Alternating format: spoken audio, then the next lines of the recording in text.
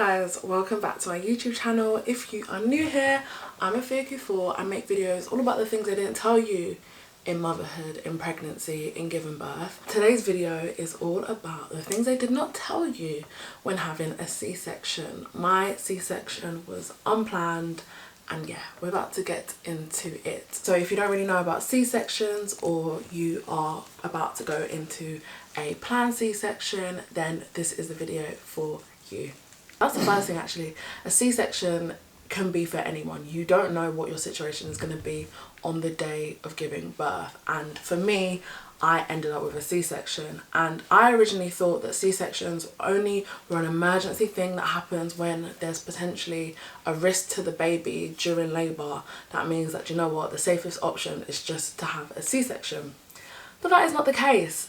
Actually, a C-section can be, in my situation as well actually, can just be a mutual decision amongst your midwives, amongst consultants, and amongst yourself and your birthing partner or partners, about, you know, the fact that your labour's gone on for really long. I had no idea that it could actually be because of the mum that you end up having a C-section, and in my case it was because of me.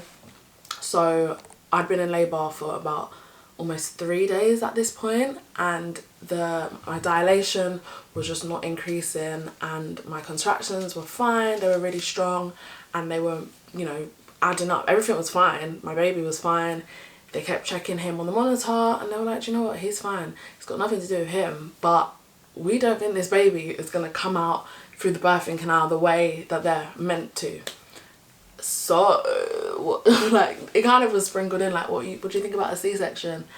And I was like, I mean, this is taking some time. Like, this is ages. I'd been, as I said, almost 3 days, so it was just a mutual decision. So that's the first thing, that the C-section may not just be because of your baby, it may be because of the situation that's happening, the length of time you've been in labour, so essentially they thought that, you know, there's something about the pelvis and the shape of it that's preventing him from coming down. So there's all these reasons as to why you may have a C-section. The second thing that they did not tell me about C-sections, or that I didn't know, was that in the lead up to it you cannot eat. I was starving. For me, I mean, for some people this may not be a point that you care about, but for me, food is important. So in that sort of discussion of, okay, well, should you have a C-section or should we wait, I was starving.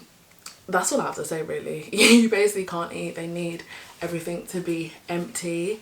And that leads me on to my next point, is that you'll also be put on an IV drip, and also get a catheter inserted into your bladder so that your wee flows out and your bladder is basically empty, so that once you go into your operating theatre, everything is empty. So no food and no wee in your bladder.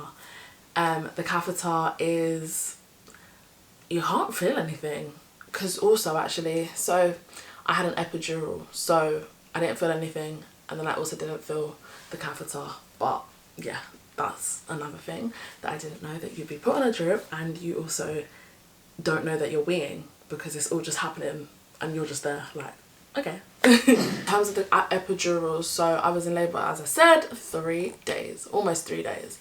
And obviously at this point I had an epidural because the pain was crazy, and there's also a long time to be in that much pain. So in terms of anaesthesia and all of that sort of stuff, in terms of the pain of the C-section, obviously there's different options. So you could be put under general anaesthetic, or in my case, because I'd already had the epidural, all they needed to do was top it up.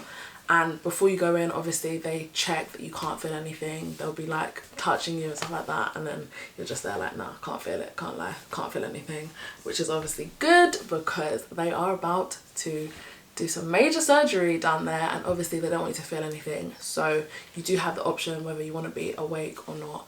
I actually thought, what did I think before? Can't even remember, but yeah, my experience, I was awake, just couldn't feel anything.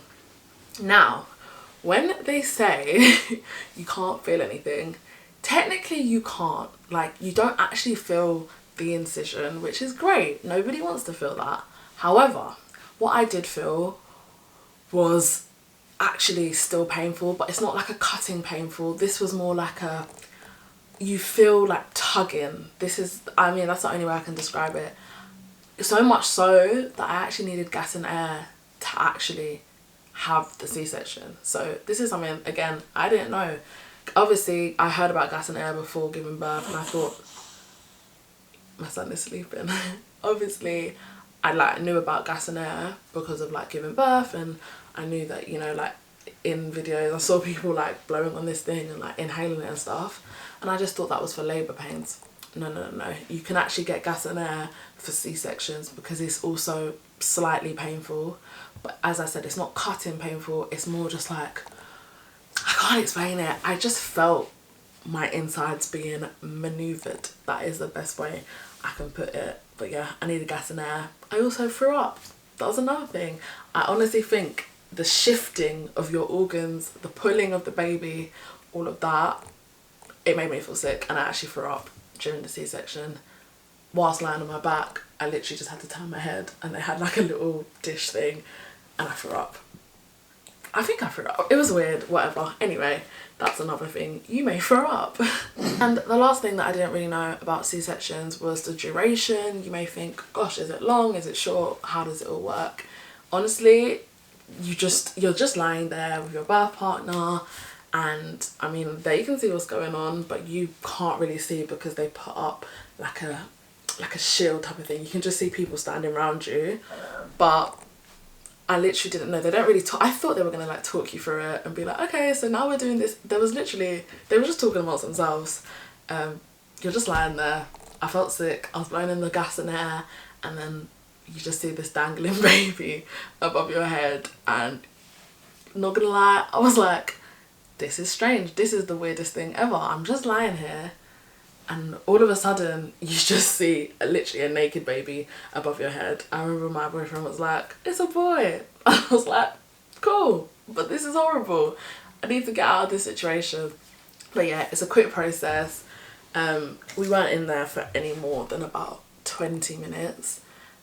Honestly, I feel like they just done what they had to do, showed him to us in the air, and then they do actually put them on you for like the first initial skin to skin, so you do still get that with a C-section, and then yeah, you're good to go. However, there is some other things that happen post C-section. I'm going to put that in another video, so stay tuned for that.